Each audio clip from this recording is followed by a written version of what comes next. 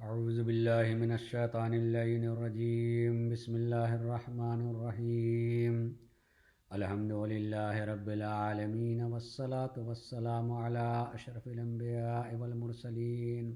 سیدنا ونبینا وشفیع ذنوبنا وحبیب قلوبنا وطبیب نفوسنا ابی القاسم محمد وعلى أهل بيته الطيبين الطاهرين المعصومين ولعنة الله على أعدائهم أجمعين من يومنا هذا إلى يوم الدين.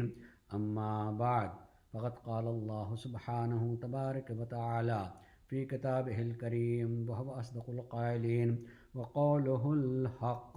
بسم الله الرحمن الرحيم. ان الذين يبايعونك انما يبايعون الله يد الله فوق ايديهم. سورہ فتح کی آیت نمبر 10 کا انتخاب میں نے کیا اور بیعت و ولایت کے عنوان سے گفتگو کر رہا ہوں، اور ابھی تک ہماری گفتگو بیعت سے متعلق ہو رہی ہے. انشاءاللہ جلد ہی بیعت سے ذرا سا آگے بڑھ کر کے ولایت سے متعلق بھی گفتگو ہوگی. اور آج اسی تسلسل سے کہ بیعت ہمارے سماج اور معاشرے میں یہ لفظ بولا جاتا ہے، بہت حد تک سمجھتے بھی ہیں، اور خصوصیت کے ساتھ لفظ بیعت کا تعلق کربلا کے واقعے سے ہے، اور محرم کے زمانے میں لفظ بیعت کو بہت زیادہ ہی بولا جاتا ہے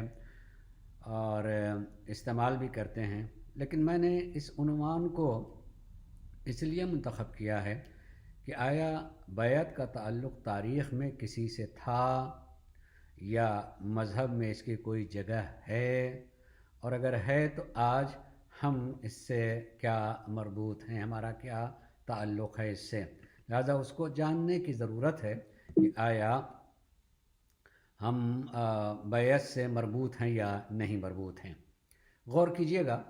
میں نے جو باتیں کہیں اس میں سے دو چار باتیں شاید تکرار ہو جائیں صرف بات کو مربوط کرنے کے لیے اگلی گفتگو کے لیے. بیعت خرید و فروخت کے نام ہے کے معنی میں آتا ہے، اور ایسے ہی اگر واقعاً ایک ادبی ترجمہ کریں تو معاہدے کے معنی میں آئے گا بیعت کے، کہ کوئی معاہدہ کسی چیز کا کیا جائے، وہ بھی ایک طریقے کی بیعت ہے. البتہ معاہدے مختلف قسم کے ہوتے ہیں، لہٰذا اس معاہدے کے لیے خالی بیعت کا لفظ نہیں آئے گا. وہ معاہدہ کن چیزوں کے لیے آیا ہے وہ اس کے ساتھ ساتھ، جیسے مثلاً خرید و فروخت کا ہم نے اگر معاہدہ کیا ہے تو وہ عقد بیع ہوتا ہے، اور اگر ہم نے اس کے علاوہ کسی اور چیز کا معاہدہ کیا تو اسی چیز سے متعلق ہو کر کے اگر حکومت سے متعلق کہ حاکم میرے اوپر کیا حق رکھے گا، اور میرا حاکم کے اوپر کیا حق ہوگا، کس طرح حاکم میری رعایت کرے گا، میری حفاظت کرے گا، اور اسی طرح سے میں حاکم کی اطاعت کروں گا، اس طرح کی جو ہے کوئی معاہدہ ہو جائے تو اسے عقد بیعت کہا جاتا ہے. میں نے ان باتوں کا ذکر کیا. بیعت آیا مذہب میں کہیں کوئی جگہ رکھتی ہے؟ اگر مذہب میں کوئی اس کی جگہ ہوتی مذہبی عنوان سے تو یقیناً علماء اس کو بیان کرتے، جیسے نماز کو بیان کرتے ہیں، روزے کو بیان کرتے ہیں، نماز کو بیان کر کے اس کے واجبات و مستحبات کو بیان کرتے ہیں. ایسے دوسرے احکام میں واجبات ہیں، جو مستحبات ہیں، محرمات ہیں، اس کو بیان کیا جاتا ہے. مگر کہیں بھی مسائل کے طور پر بیعت کا ذکر نہیں کیا جاتا ہے کہ دیکھیے اگر آپ مذہبی ہیں تو آپ کے مذہبی ہونے کے نتیجے میں فلاں جگہ پر بیعت ہونی چاہیے ہے. بیعت ہونی چاہیے مذہبی عنوان سے نہیں، عقیدتی عنوان سے ہونا چاہیے، عقیدت اور ایمان کے اعتبار سے، اور وہ بھی اس اعتبار سے کہ کوئی ایسا ہاتھ اللہ کی طرف سے ہماری طرف ہو جس ہاتھ میں اگر ہمارا ہاتھ ہوگا تو ہم دنیا میں بھی محفوظ رہیں گے اور آخرت میں بھی محفوظ رہیں گے. اس کے بغیر ہمارے نماز، روزہ، حج و زکوٰۃ اور کسی چیز کی کوئی بھی حیثیت نہیں ہو سکتی. اگر ہم اسی کے ساتھ میں ہوں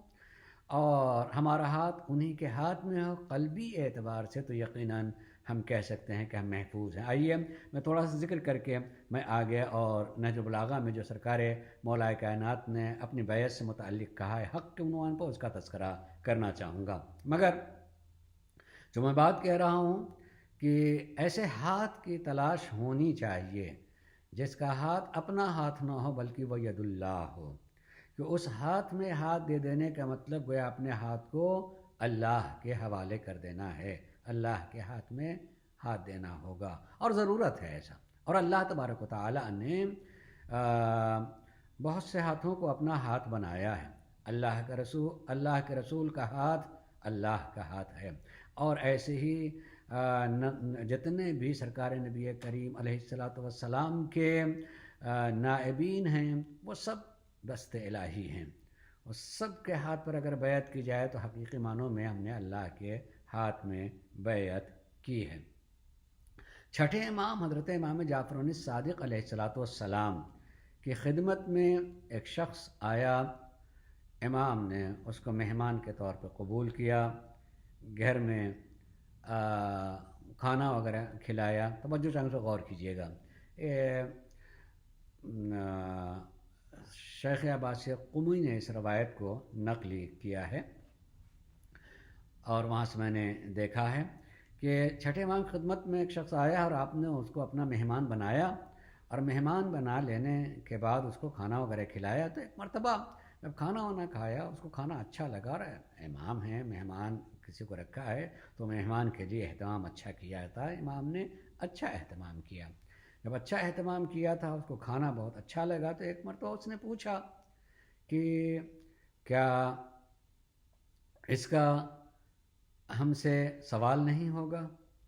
اللہ تبارک و تعالیٰ نے کہا کہ نعمتوں کے بارے میں سوال کیا جائے گا،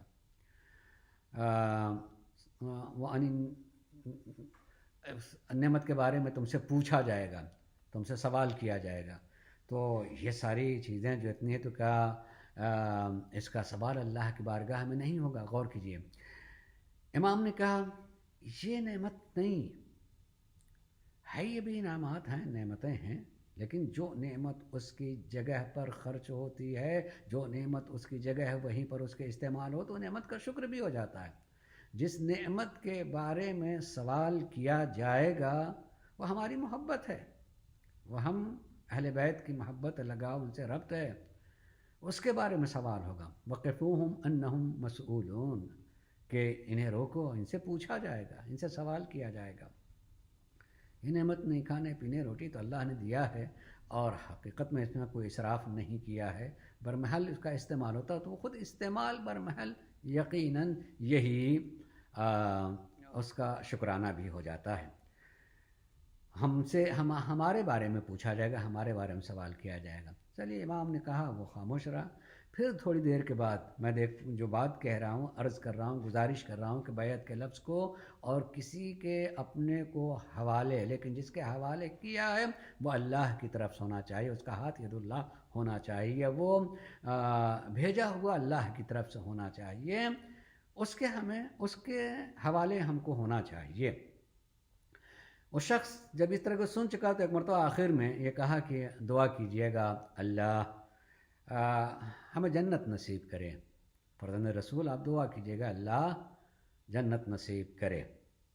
جیسے ہی اس نے کہا کہ آپ دعا کیجیے کہ اللہ ہمیں جنت نصیب کرے، تو امام نے مسکراتے ہوئے اس سے کہا تم جنت میں ہو؟ جیسے ہی امام نے اسے کہا کہ تم جنت میں ہو تو اس کے مرتبہ حیرت ہوئی،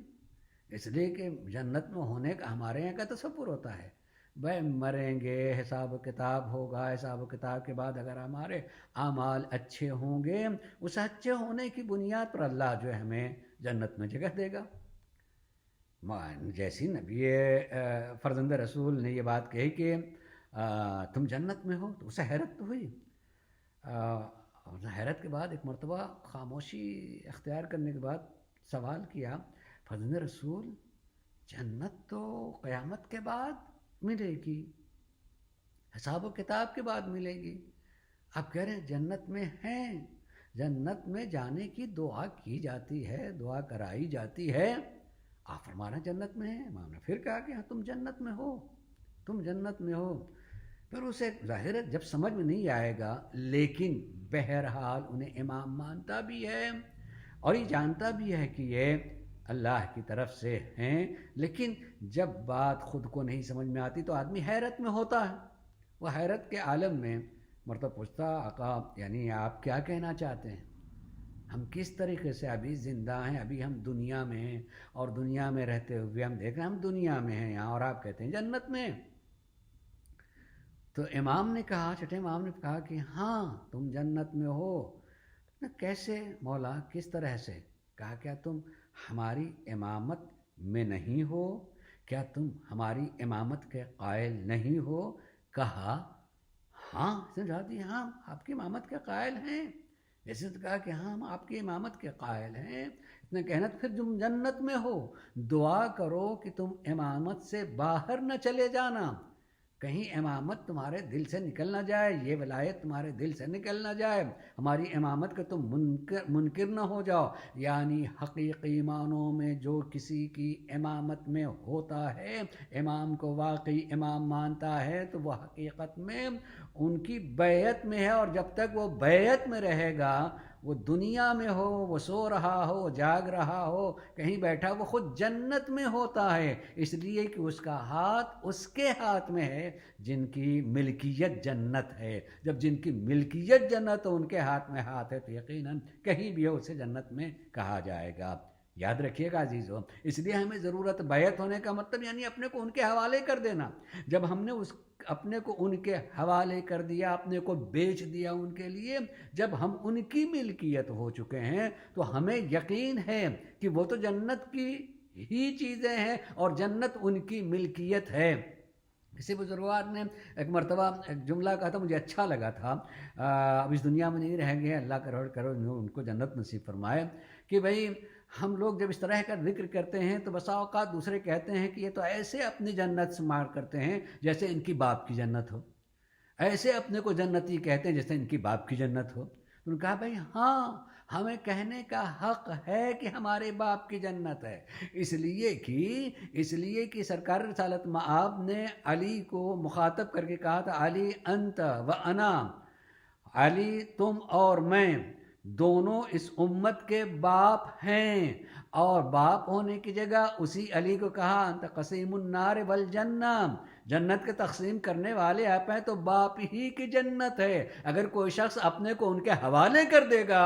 تو یقیناً وہ جنت ہی میں ہوگا، اس لیے اپنے کو ان کے حوالے کیے رہیں۔ جب اس کے حوالے کیے رہیں گے تو ہم گویا کہ جنت میں ہیں، خدا نے کردہ کہیں تھوڑی دیر کے لیے بھی نکل نہ جائیں۔ اس لیے اللہ کے حضور میں یہ دعا کرتے رہنے کی ضرورت ہے، رب لا تکلنی الی نفسی طرفۃ عین ابدا، تھوڑی دیر کے لیے مجھے تھوڑی دیر کے لیے تو مجھ کو اکیلا نہ چھوڑ دینا پروردگارا، مجھ کو غیر کے حوالے نہ کر دینا، معبود تو غیر کے حوالے مجھے تھوڑی دیر کے بھی لیے نہ کرنا۔ جب ہم انہی کے حوالے رہیں گے اور اسی کے حوالے رہیں گے تو یقیناً جنت اپنی ملکیت ہے، اور گویا ہم جنت میں ہے۔ اس لیے بیعت کی ضرورت ہے، اور بیعت یعنی اپنے کو حوالے کر دینا اس کے جو وہاں کا ہو، جو وہاں کا ہو اس کے حوالے ہونا، جو اس کی طرف سے ہو اس کے حوالے ہو جانا، اور ایسے حوالے ہو جانا، حوالے ہونے کا مطلب کیا ہوتا ہے؟ میں اس کی ایک مثال دے کر کے کہوں گا تو بات واضح ہو جائے گی۔ اس کے حوالے ہو جانے کا مطلب یہ ہے کہ جیسے ہم کسی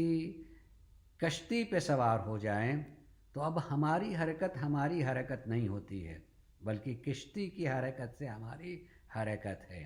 ہم نہیں چل رہے ہوتے ہیں، کشتی چل رہی ہوتی ہے، لہٰذا ہمارا سفر طے ہو رہا ہے کشتی کی کسی چیز میں ہم بیٹھ جائیں، وہ بس ہو، ٹرین ہو، ہوائی جہاز ہو، کشتی ہو، اس میں ہماری پھر اپنی حرکت نہیں رہتی۔ میں نے کشتی اس لیے کہہ دیا تھا کہ چونکہ نبی کریم نے اہل بیت کی مثال کشتی نوح سے دی ہے، مثل اہل بیت کمثل سفینۃ نوح، سفینہ نوح کی مثال ہے، اور نوح سے بھی مثال دے کر کے رسول بتانا چاہتے ہیں کہ اگر خالی کشتی کہہ دیا جائے تو ممکن ہے ذہن میں آئے کہ ہر کشتی ضمانت نہیں ہوتی ہے کوئی کنارے تک پہنچا دے، کوئی طوفان کے حوالے بھی ہو سکتی ہے، کسی حادثے کے حوالے بھی ہو سکتی ہے، شکار بھی ہو سکتی ہے حادثے کی، لیکن کشتی نوح وہ کشتی تھی جس کی ضمانت خود پروردگار عالم نے دے رکھی تھی کہ اس میں جو سوار ہوگا اسے نجات ملنی ہی ہے۔ اہل بیت کی مثال کشتی نوح جیسی ہے، یعنی جو یہاں آ جائے گا یقیناً وہ نجات اس کو حاصل ہوئے گی۔ لیکن نجات ہونے کا مطلب کیا ہے؟ پھر ہمارے سارے حرکات و سکنات تابع ہوتے ہیں کشتی کے، کسی کشتی کے تابع ہونے چاہیے ہیں۔ یہاں پر بھی بات کہہ دی مثال میں، تو ایک اور بات آگے ذہن میں کہہ دوں، آپ ذرا متوجہ ہوئیے گا۔ کشتی میں ہو سکتا ہے کہ کوئی کشتی ہو جس میں بیٹھنے کی جگہ بنا دی گئی، مخصوص سیٹیں بھی ہوں، اور ہر آدمی اپنے ٹکٹ کے ساتھ نمبرنگ ہو، اس نمبر کے ساتھ اپنے اپنے نمبر پر سیٹ پر جا کے بیٹھ جائے۔ تو اگر میں نے ٹکٹ لیا ہے، ایک نمبر ہے، اور میں اپنے نمبر کے ساتھ اپنے اس نمبر والی سیٹ پر جا کے بیٹھ گیا، وہ گیا کہ جہاں تک مجھے جانا ہے وہاں تک میں اس کا مالک ہوں، وہاں تک میں نے پیسے دیے ہیں، اس پر کسی دوسرے کے آنے کا حق نہیں ہوگا۔ جو دوسرا آئے گا وہ اپنی جگہ پہ بیٹھے گا، یہ ہماری جگہ ہے، وہ ان کی جگہ۔ اب اگر کوئی شخص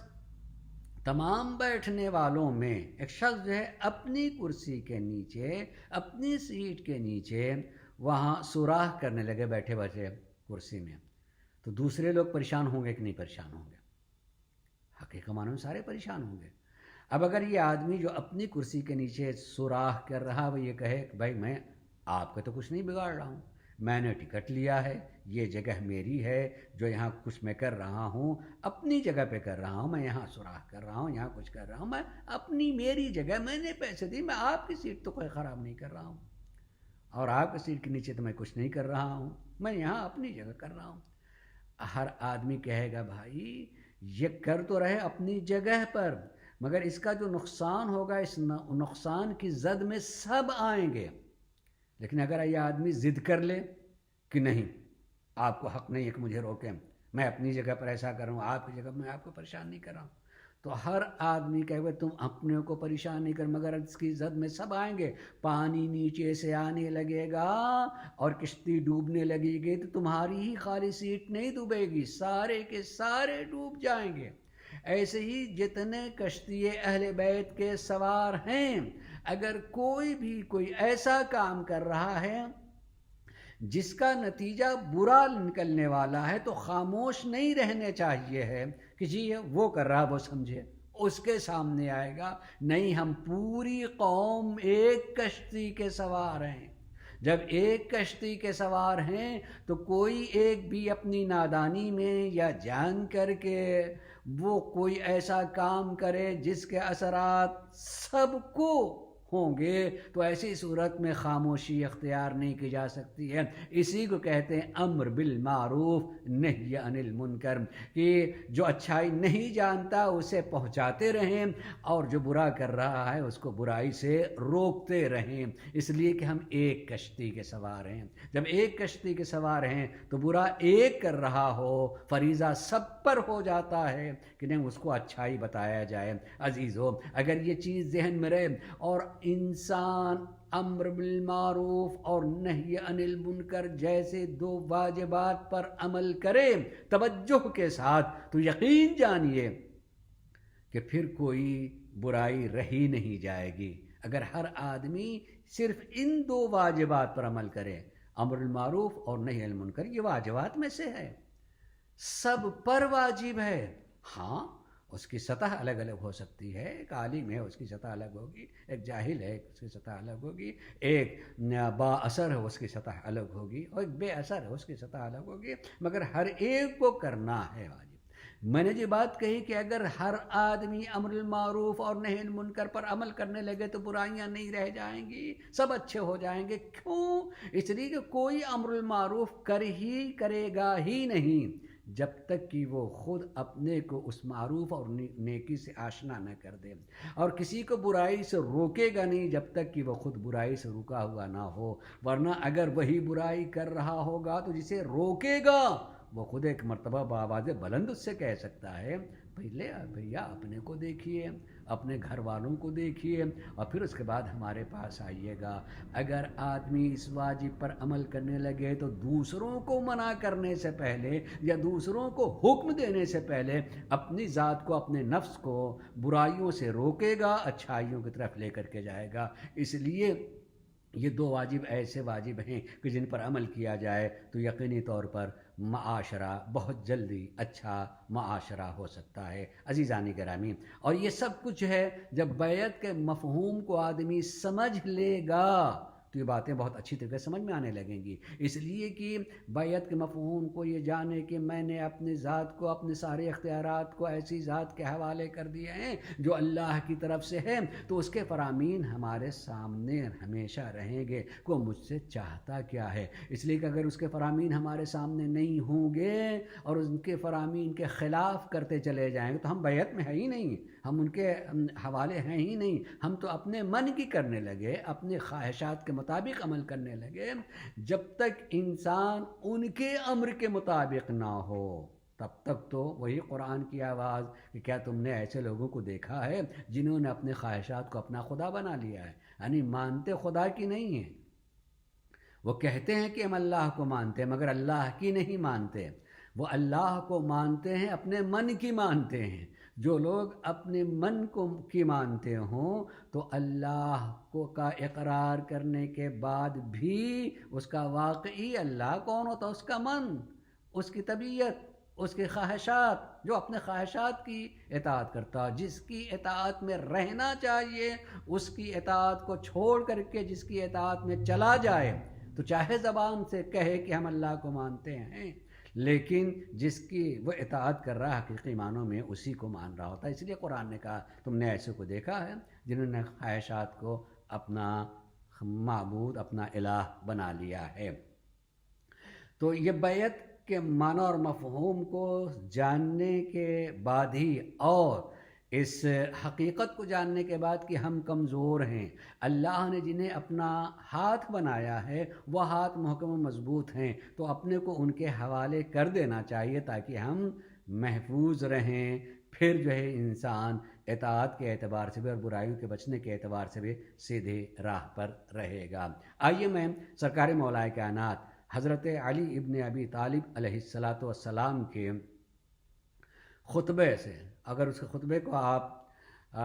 ہم لوگوں کے ہاں جو اردو ترجمے کے ساتھ نہج البلاغہ پایا جاتا ہے، یعنی مفتی جعفر حسین صاحب کا جو ترجمہ ہے اس میں اس خطبے کا نمبر 34 ہے، 34۔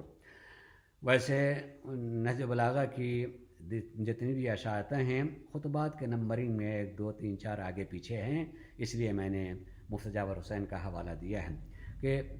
34 نمبر کا یہ خطبہ ہے۔ اس خطبے میں امام نے جہاں کچھ چیزیں بیان کی ہیں اس میں اپنا حق بیان کیا ہے کہ میرا حق تمہارے اوپر کیا ہے اور تمہارا حق میرے اوپر کیا ہے، دونوں برابر برابر بیان کیے ہیں سرکار مولا کائنات نے کہ 4 میرے حقوق ہیں تمہارے اوپر اور 4 تمہارے حقوق ہیں میرے اوپر۔ میں چاہوں گا اس عبارت کو بھی آپ کے سامنے پڑھ دوں جو امام نے ارشاد فرمایا ہے۔ امام فرماتے ہیں یا ایھا الناس ان لی علیکم حقا، تمہارے اوپر میرا حق ہے، وَلَكُمْ عَلَيَّ حَقٌ، اور تمہارا بھی میرے اوپر حق ہے۔ میں عبارت پڑھ رہا ہوں، غور کیجیے گا، پھر اس کی تھوڑی سی توضیح و تشریح اور بیعت سے متعلق چونکہ اس میں بیعت کا ذکر کیا ہے۔ امام فرماتے ہیں کہ اما حقکم علیہ، لیکن سب سے پہلے تمہارے حقوق جو میرے اوپر ہیں میں اسے بیان کر دیتا ہوں کہ تمہارے حقوق میرے اوپر کیا ہیں۔ میں یہ ٹھہر کر کے ایک جملہ کہہ دوں پھر اس کے بعد اس کی وضاحت کرتا ہوں۔ حق،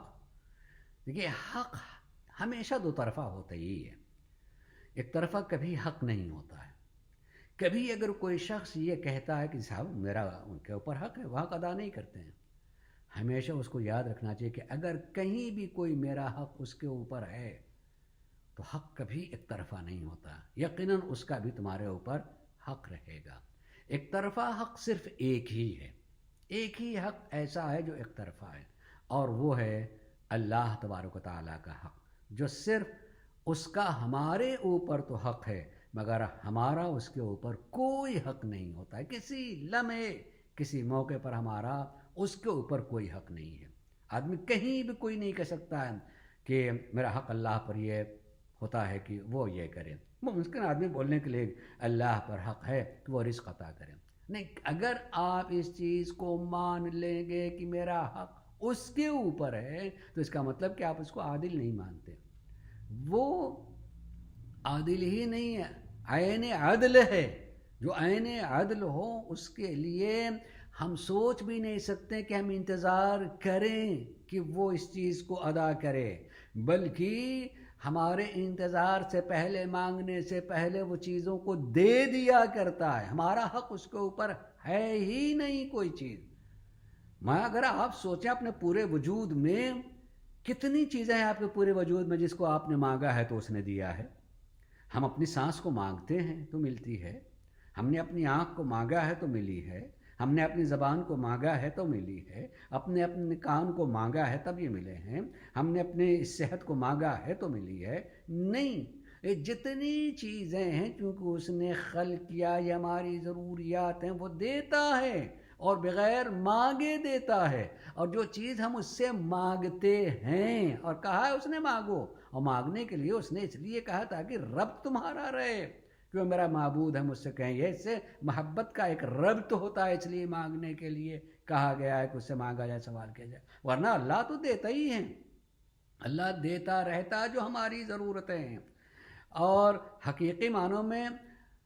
ان کو مانگنے کی اور دعا کرنے کی ضرورت کم ہے جن کے پاس چیزیں کم ہیں، اور دعا کرنے کی ضرورت ان کو زیادہ ہے جن کے پاس زیادہ چیزیں ہیں۔ یہ بھی مولا کائنات نے کہا ہے کہ جن کے پاس نہیں ہے وہ کیا مانگے، بغیر مانگے اللہ دے رہا ہوتا، دیتا رہے گا۔ جن کو دے چکا ہے اللہ اور چیزیں ہیں، اس کو دعا کرتے رہنا چاہیے کہ ملی ہوئی چیز چلی نہ جائے، کہیں ملی ہوئی چیز چلی نہ جائے۔ جیسا کہ دعائے کمیل کا جملہ ہے نا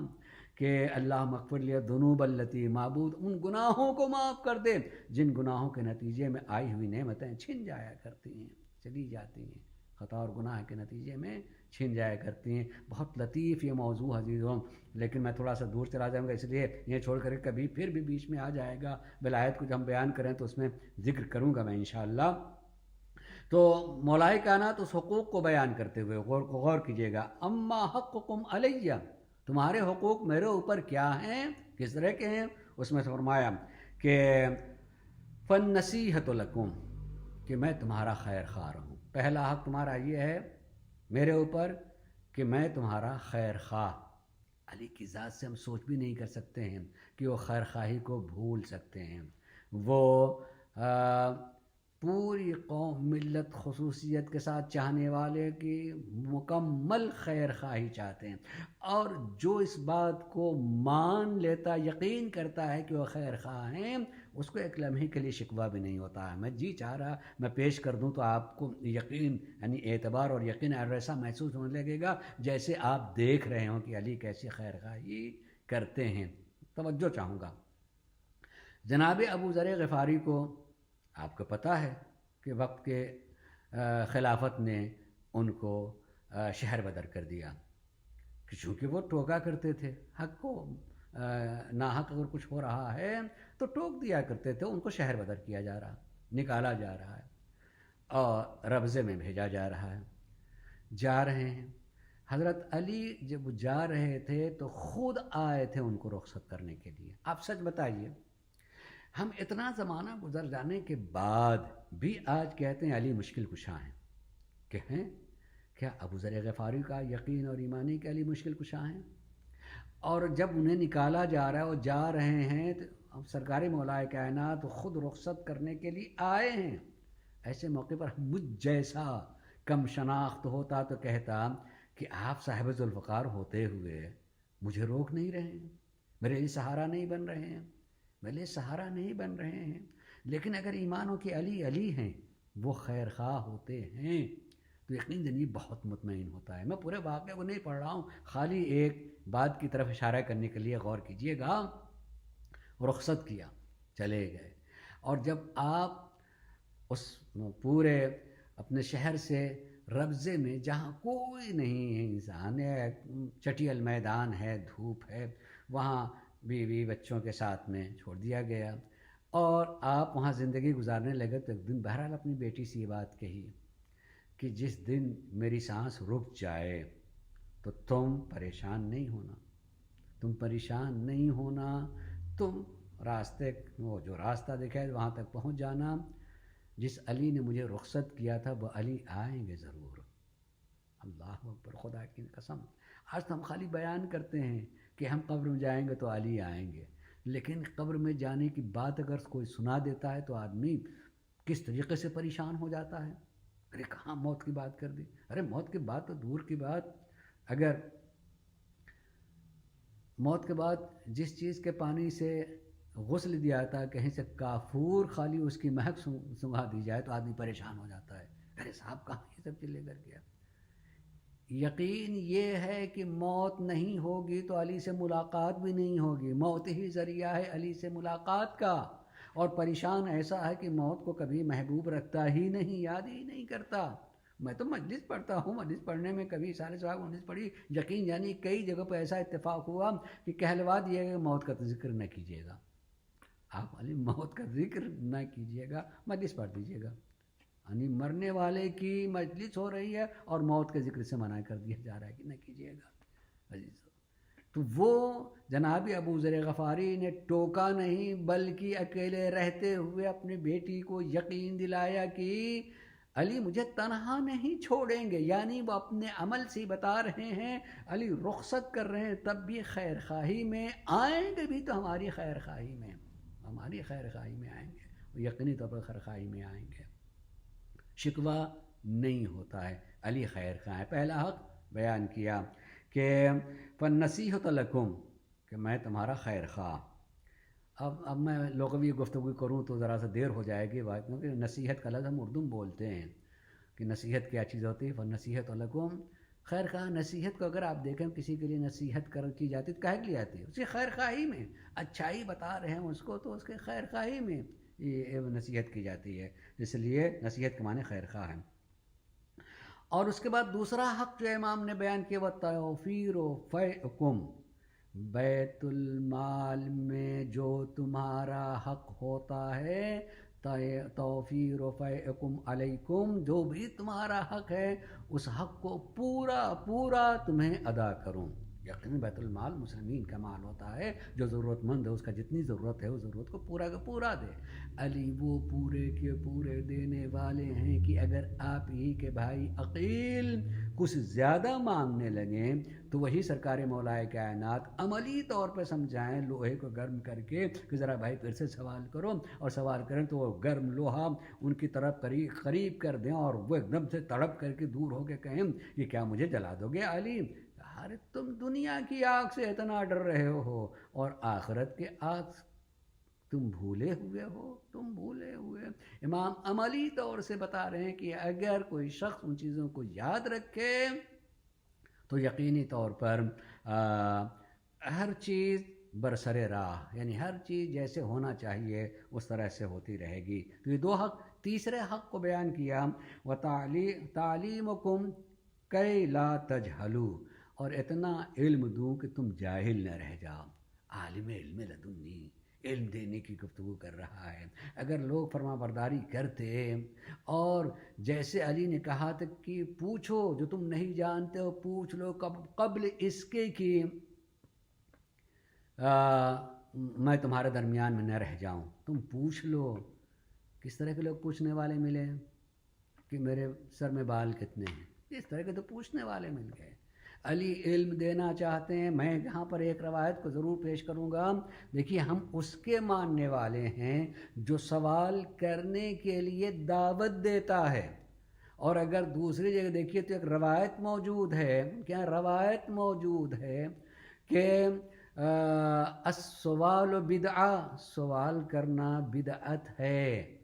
بدعت ہے سوال کرنا۔ ان کو پتہ ہے کہ زیادہ سوال کریں گے تو سوال کے نتیجے میں کہیں حق تک نہ پہنچ جائے، لہٰذا سوال کرنا ہی بند کرا دیا کہ نہیں سوال کرنا بدعت، سوال نہیں کرنا چاہیے، جو جیسے کہہ دیا گیا بس مانتے رہنا چاہیے، بس مان لیا، اس میں سوال نہ کرو کہ یہ کیسے اور وہ کیسے۔ اور ہم جن کے ماننے والے ہیں کہتے ہیں نہیں پوچھو، اس لیے کہ سوال جو ہے علم کی کنجی ہوتی ہے، اس سے علم میں اضافہ ہوتا ہے، آدمی آگے بڑھ سکتا ہے، سوال کریں۔ امام نے کہا کہ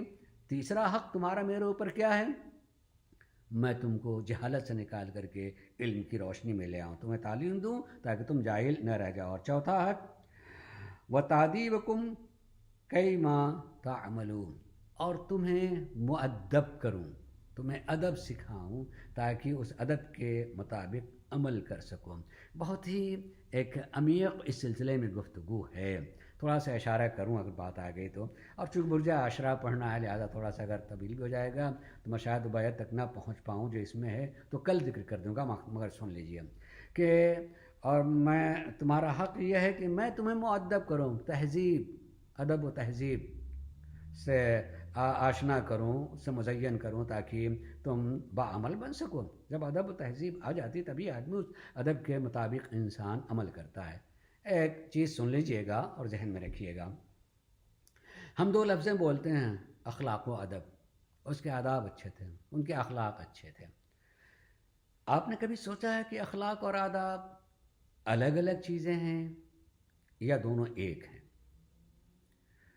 بسا اوقات ہم اردو زبان میں کہتے ہیں مترادف، مترادف کا مطلب ہے کہ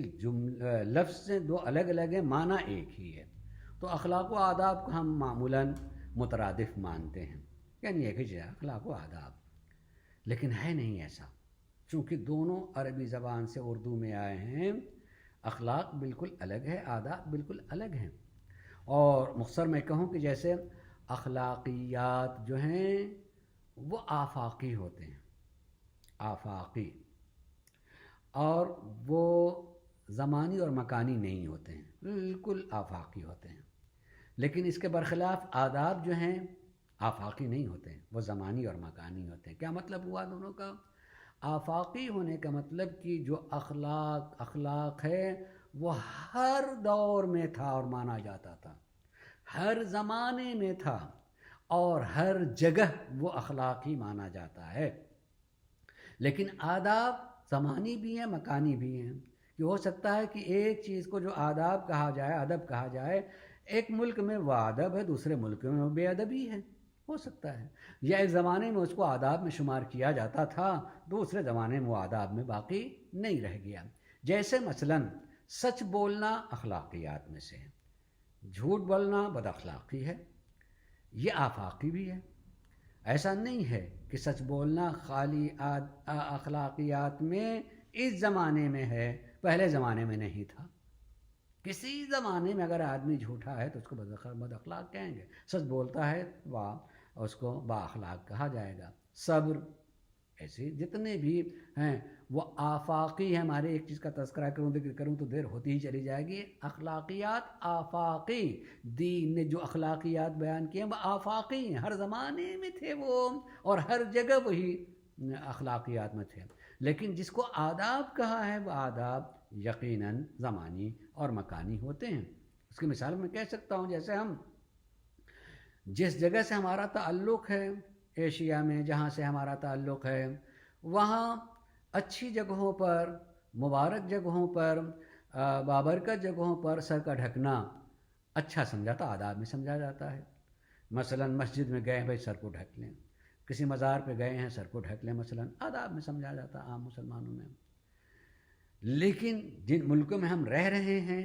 وہاں آداب اس کے بالکل برعکس ہے، کہ اگر سر پہ ٹوپی ہے اور کسی کی عزت کرنا ہے یا کسی معزز جگہ جا رہے ہیں تو سر سے ٹوپی اتار لینا آداب میں ہے، اور ہمارے یہاں ننگے سر پہ ٹوپی رکھ لینا یہ آداب میں ہے۔ یہ مکانی ہوئی، یہ مکانی آداب میں سے ہوا۔ ایسے ہی زمانی بھی آداب ہیں، کہ بہت ساری چیزوں کے بارے میں کہہ سکتے ہیں کہ ہمارے دادا کے زمانے میں ایسا ہوتا تھا، مگر اب ایسا نہیں ہے، اس کو آداب میں سمجھا جاتا تو، اور ایسے ہی ہے۔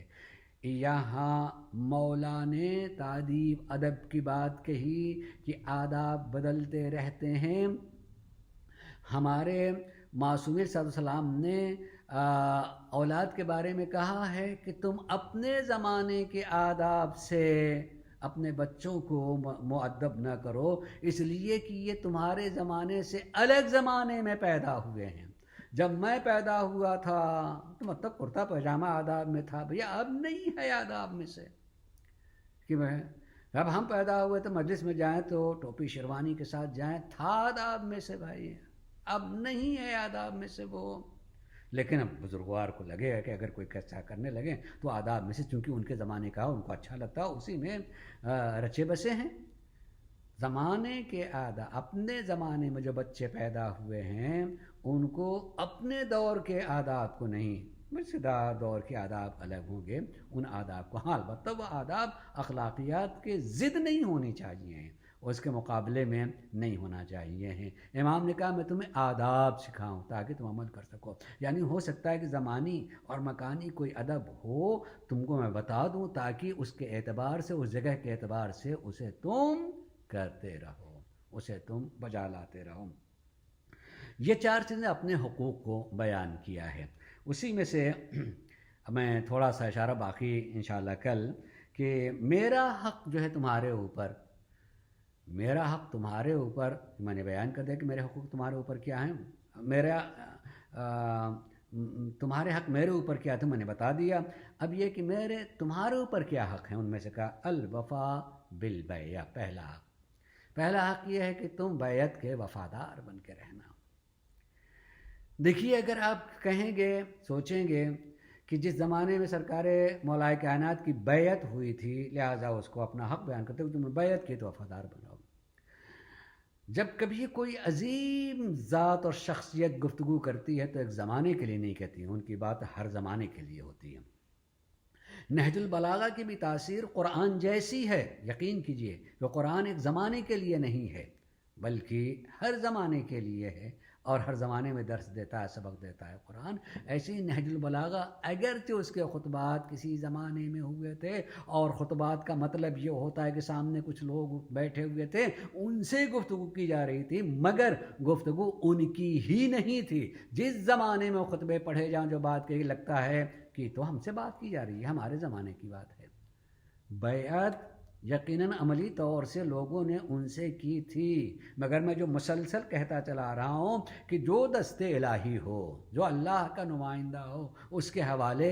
ہمیں ہو جانا چاہیے۔ علی کل تھے نہیں، آج بھی ہیں، علی کل مشکل کشا نہیں تھے، آج بھی ہیں، ہمیں ان کے حوالے ہونا چاہیے۔ الوفا بالبیعت، بیعت کی وفا کرتے رہنا چاہیے۔ اگر ہم اس کے حوالے ہو گئے ہیں تو ان کی آواز ہمارے کانوں میں آتی رہنا چاہیے، اور ہم کو اس کی وفا کرنا چاہیے۔ یقین جانیے کہ جب کبھی بھی کسی کو اس بات کا اندازہ ہو جاتا ہے کہ ہم جس کے حوالے ہو گئے ہیں، اب بالکل اس کے حوالے ہو گئے ہیں، اور حوالے ہو جانے کا مطلب یہ کہ ہم اس پر اپنی جان کو نثار کر سکیں۔ عزیزو، ہم کربلا کی یاد میں بیٹھے ہیں۔ اپنے دور کے علی علی تھے، اور اگر ہم کہیں کہ علی کے بعد حسن، اپنے دور میں حسن ہیں، مگر وہ بھی اپنے دور کے محمد بھی ہیں، اپنے دور کے علی بھی ہیں۔ سرکار سید الشہداء اپنے دور میں حسین ہیں، لیکن اگر عمل کے اعتبار سے دیکھا جائے، من اللہ ہونے کے اعتبار سے دیکھا جائے تو اپنے دور کے محمد بھی ہیں، اپنے دور کے علی ہیں، اس لیے کہ سرکار نبی کریم یہ کہہ کے گئے ہیں، ہم میں سے پہلا بھی محمد ہے، اوسط بھی محمد ہے، اور آخر بھی محمد ہے۔ نام بدلتے رہتے ہیں مگر کردار کے اعتبار سے، باتوں کے اعتبار سے سبھی محمد ہیں، سبھی حسن ہیں، سبھی حسین ہیں، سبھی علی ہیں۔ اگر ہم سرکار سید الشہداء کی محرم کا زمانہ ہم یاد میں بیٹھے ہیں، ان کے ہاتھوں پر بیعت کرنے والے جو آئے اور اپنے کو ان کے حوالے کر دیا ہے، واقعاً جو حوالے کر دیے کس طریقے سے حوالے ہو گئے ہیں، اور جب حوالے ہوئے تو حوالے ہونے کے ساتھ کتنی اس میں تبدیلی آتی ہے، اتنی تبدیلی آتی ہے کہ لمحے پہلے وہ کتنے برے تھے، اور جس وقت اپنے کو حوالے کر دیا ہے، حوالے کرنے کے بعد زندگی بہت مختصر ملی ہے، لیکن ایسا مجسم طریقے سے اپنے کو حوالے کیا تو اس مختصر سی زندگی نے جتنی زندگی پہلے کی گزاری تھی سب پر بھاری پڑ گئی۔ اب کوئی ان کی برائی کو، ان کو عیوب کو ادا نہیں کرتا ہے، بلکہ حوالگی کے زمانے میں ایسے حوالے ہو گئے کہ یہی اچھائی ساری برائیوں کو کھا گئی اور اچھائیاں بلند رہی۔ اس نام نامی اور اس کردار کے حامل ذات کا نام نامی ہے جناب حر۔ جناب حر، میں نام لے رہا ہوں، جناب حر کہہ رہا ہوں، لیکن جب امام حسین کی طرف بڑھ کر کے آئے تھے تو آپ کو پتہ ہے کہ اس سے پہلے کیا میں جناب کہہ سکتا تھا؟ آپ جناب سن سکتے تھے ان کے لیے؟ نہیں، بلکہ ان کو بھی آنے سے پہلے یہ احساس ہوا کہ حسین کے بچے جو پیاس سے تڑپ رہے ہیں، اس وقت جو بھوکے ہیں، وہ پیاسے ہیں، وہ میری وجہ سے ہیں، وہ میری وجہ سے ہیں۔ میں نے نہ روکا ہوتا اور میں نے اس طرح سے نہ کیا ہوتا تو شاید امام کو یہاں تک آنے کی ضرورت نہ پڑتی اور یا اس مرحلے تک نہ ہوتے۔ میں نے ان لجام فرس امام کو پر ہاتھ ڈال دیے اور اس کے نتیجے میں یہ ساری چیزیں ہوئی ہیں، جس کے نتیجے میں پانی بند کر دیا گیا ہے، 3 دن سے بچے پیاسے ہیں۔ یعنی سوچیں کہ بچوں کی کیسی تڑپ تھی پیاس کی وجہ سے کہ ایک مجرم کو بھی احساس ہوتا ہے۔ چھوٹے چھوٹے بچے، اس کے بھی کانوں میں آواز پہنچنے والا تھا، ہائے پیاس، ہائے پیاس، کب تک دل جو ہے مرا ہوا ہوگا۔ بس جناب حر کی ایک خصوصیت تھی، توجہ چاہوں گا انشاءاللہ آپ روئیں گے۔ اول تو بہت سارے سید الشہداء کے اصحاب تھے اور اچھے اصحاب، اور ان کی شہادتیں بھی ہوئی ہیں، تھوڑا بھی ذکر کیا جائے تو بہت ہوگا۔ خالی آج اشارتاً جو ہے اتنی بات جناب حر کے ساتھ میں اتنی کہنا چاہوں گا کہ جناب حر کے ساتھ ساتھ جناب حر ان کے اگر ماضی کو دیکھا جائے تو شاید ماں کے دودھ کا کچھ اثر تھا، ماں کی وجہ سے محبت زہرا ان کے قلب میں پائی جاتی تھی۔ ماں ہی محبت کو اتارتی ہے، ماں محبت کو اتارتی ہے، دودھ کے اثرات ہوتے ہیں۔ آج ہم مجلس حسین میں آئے ہوئے ہیں نا، اور دل کو ٹھنڈک پہنچ رہی ہے تو اپنی ماؤں کو دعائیں دینا چاہیے، خدا کی قسم ماؤں کو دعائیں دینا چاہیے، اس لیے کہ مائیں وہ ہوتی ہیں کہ جب ان کی گود میں ہم آتے ہیں، آئے ہیں، یا ان کے گود میں کوئی اللہ جو نعمت اولاد کو دیتا ہے تو اپنے بچے کو وہ بچپنے میں لے کر کے ذریعہ حسین تک جاتی ہے، علم عباس تک جاتی ہے، امام بارگاہوں تک جاتی ہے، اور اس ننھے سے ہاتھ کو اٹھا کر کے ذریعہ سے علم سے بوسہ دلا دیتی ہے، اس کے چہرے پر مل دیتی ہے۔ عزیزو، انتہائی بچپنے میں ایسا کر کے ہمارے قلب میں حب حسین و اہل بیت کی بیج ڈال دیا کرتی ہیں، وہ مائیں ہیں۔ آج ہم مجلس کہیں سے سن رہے ہیں، آنکھوں میں اگر محبت کے آنسو آ رہے ہیں تو اپنی ماؤں کو دعائیں دینا چاہیے ہے۔ جناب حر بھی ایسے ہی تھے، جس وقت جو ہے لجام فرس حسین پر ہاتھ بڑھا دیا تھا، اس وقت امام حسین نے ایک جملہ کہا تھا، اس وقت ماں ہی کو یاد دلایا تھا، تمہاری ماں تمہارے غم میں بیٹھے، تمہاری ماں تمہارے غم میں بیٹھے۔ لیکن اس کا جواب حر نے کیا دیا تھا؟ حر 1000 سپاہیوں کا سپہ سالار تھا، بڑے عہدے پر، اور اتنی بڑی بات کو سن کر کے برداشت کر جانا، اس برداشت کو بھی اس نے اظہار کر دیا، لیکن جو اظہار کیا کن لفظوں میں کہ اگر آپ کی ماں فاطمہ نہ ہوتی تو میں اس سے بڑی بات کہہ دیتا، مگر کیوں یہ بات آئی کہ اگر آپ کی ماں فاطمہ الزہرا نہ ہوتی تو میں اس سے بڑی بات کہہ دیتا۔ اس سے پتہ چل رہا ہے کہ ماں نے اپنے بیٹے کے دل میں محبت زہرا کا چراغ جلا دیا تھا،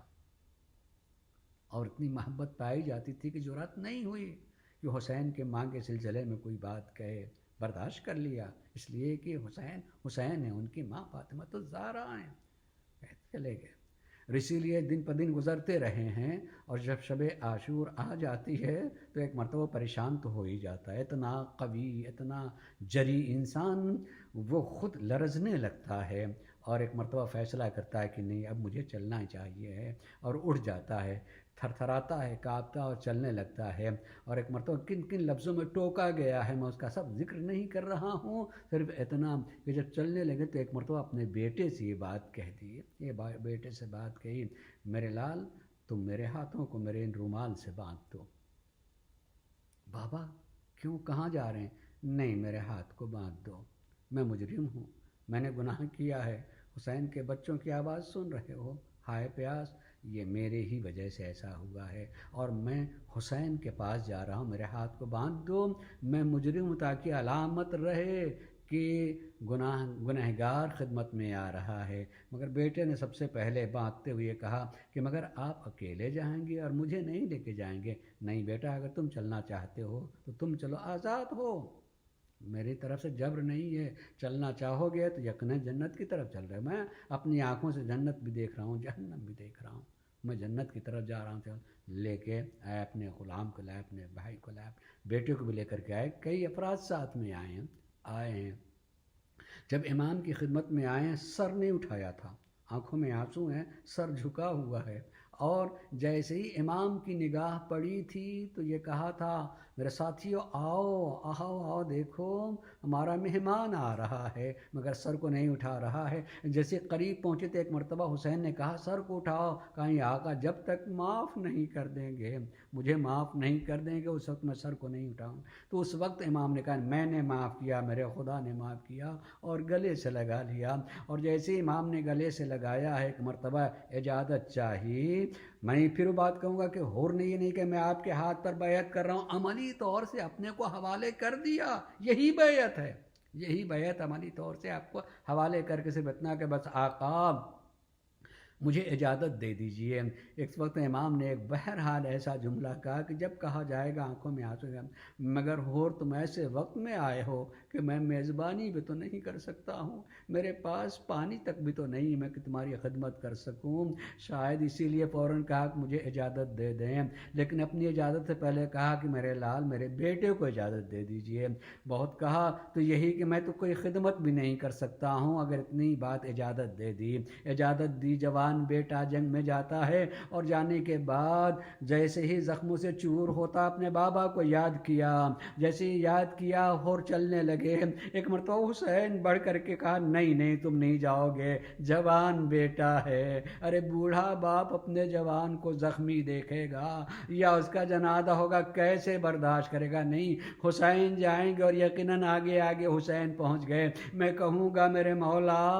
ارے آپ دوسرے کے جوان بیٹے کا یہ خیال رکھتے ہیں، مگر جب آپ کا جوان علی اکبر میدان کربلا میں پکارے گا، آپ اکیلے ہوں گے،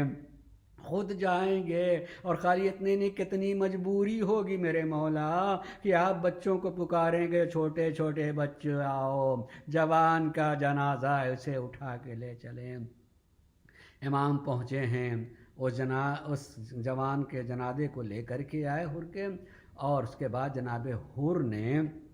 جب اجازت مانگی ہے تو اجازت مانگی، اور مولا نے ان کو اجازت دے دی ہے، اجازت دی ہے، اور وہ جب حر زخمی ہو گئے، بس آخری چند کلمے سن لیجئے گا کہ جیسے حر زخمی ہو اور آواز دی ہے، امام پہنچے ہیں سرانے، سر کو اپنے زانوں پہ رکھا ہے، پیشانی پر زخم لگا ہوا تھا، خون کو صاف کیا ہے، اور ایک مرتبہ جیب سے رومال نکالا، پیشانی پر رومال کو باندھتے ہوئے کہا تھا، حور یہ میرا نہیں، میری مادر گرامی کا رومال ہے، یہ کہہ کے باندھ تو دیا۔ تاریخ یہ بتاتی ہے دفن کر دیے گئے حور، اور اس کے بعد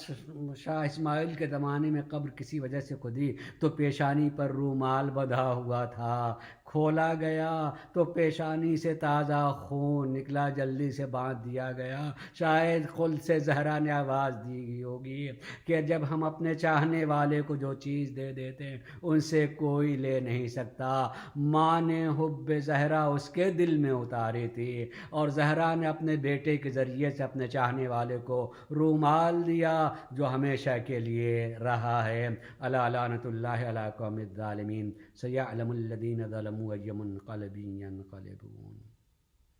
پروردگار ہمارے اس مختصر سے عمل کو قبول فرما دے، ہمیں جو صاحبان حاجت ان کی حاجت کو پورا فرما دے، جو مریض ہونے شفا عنایت فرما دے۔ پروردگار محمد و آل محمد کو آستہ ہم نور زہرا کے ظہور کے منتظر ہیں، جلد ظہور فرما، اور ہم سب کو ان کے اعوان و انصار میں سے قرار دیں۔